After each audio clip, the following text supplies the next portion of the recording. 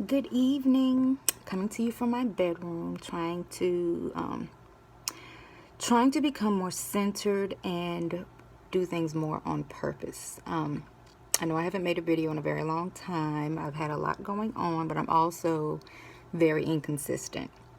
This is something that I actually talked to a girlfriend about, saying that I need to set a schedule, a weekly schedule or bi-weekly, probably bi-weekly schedule to make videos. Regardless of what's going on in my life or regardless of how tired I may be, I need to be more consistent. More and more I realize that this is an issue because I'm not married. I don't have kids. So I can do whatever I want, whenever I want, if I want, where I want, so and I've let that run too rampant in my life. So I will start bi-weekly on Mondays. I think Monday or Tuesday. I'm going to say Monday for right now because we're working at home. So it's really, Monday is not that stressful of a day anymore. So what I want to talk about today is something like what I've been dealing with. So what I've been dealing with is actually good. It's healing, and healing is draining. Healing is draining.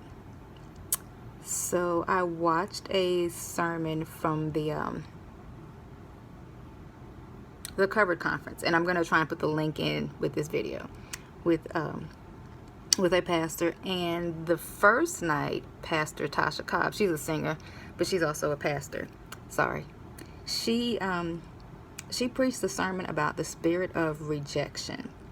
I had never heard of the spirit of rejection. I didn't understand it at first, but she thoroughly explained it, and I realized that it's something that I have dealt with all my life. And having MS just further perpetuated I don't know if that would be the right term, but you'll understand in a second. So the spirit of rejection means just that, rejection. And it's the way you feel on the inside and the way you deal with things. So what I did was I drew a circle. I put the word rejection inside of it, and I branched out and wrote different things that I felt rejected from in life. One of those things is a normal relationship with my sister. And I say this because my sister has some issues with my, growing up, she had some issues with my parents and everything. And I feel like she kind of took some of them out on me, and it caused a lot of friction between us. And I also saw her having problems at home with my parents, and as a kid it made me upset because in my child mind, you're causing instability in this home. That's how I felt. As an adult, I realized that's not the case, but as a kid I felt like a lot of this was her fault. She doesn't like me, and we after this video, I explained that to her, and she told me that an issue that she had was that my parents, like I said, are immigrants, and they moved up here and left her with my grandmother, and she felt as though she was the adopted child. Now, these things were explained, but I guess, we all make up things in our kid mind. So because of that, we didn't have a really good relationship we still don't have a really good relationship, but we're working on that. But that's one thing I felt really rejected from. Another thing I felt rejected from was, I guess, an average childhood. Growing up in poverty and dealing with traumas and things like that. It's like, I know other people who didn't go through as much, and it's like, why couldn't I just be like them? Why couldn't I be normal like them? Dealing with multiple sclerosis now. It's a whole new set of rejection. It's rejection from being normal. It's rejection from the dreams and plans that I have for my life. It's rejection from fun. And it's rejection from being average. It's rejection from just doing whatever I want. As you can see, I'm getting teary-eyed.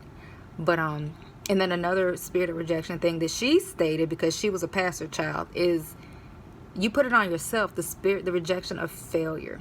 I realize since MS, I've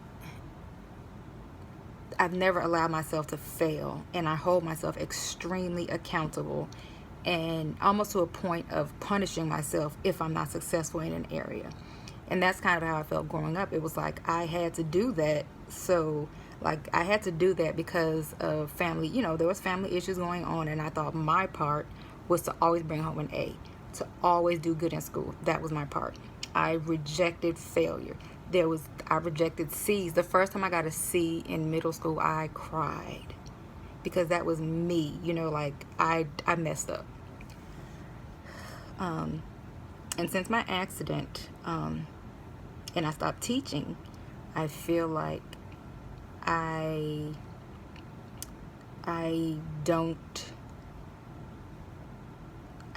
rejection of failure is manifesting in the form of me not trying challenging things. I still haven't learned to drive with hand controls yet. I'm still freaked out about it, which I need to get over it. But like my job right now, I'm definitely underemployed, and there's other things that I can do, but I've been fearful of doing them because of so much other rejection. But I can tell you that mapping out things and writing out things, it helped me process some of them. It opened doors for me to talk to my mom about some stuff. It opened doors for me to talk to my sister, like I said, about stuff, and to clearly understand how I feel and how I got there, and to be able to verbalize that to her, to understand and to work through my own emotions and be able to control my emotions so that I don't, come across too aggressive or angry or anything like that. So it's been really, really good. Gosh, what else is there? Just dealing with the quarantine. Quarantine gives you time to think.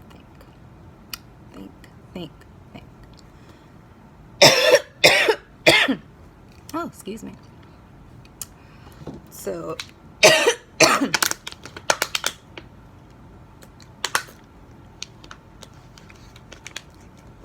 and this whole spirit of rejection, enlightenment that I had has made me look at relationships, look at how I respond to things. I remember getting really, really upset with somebody for pretty much blowing off my birthday.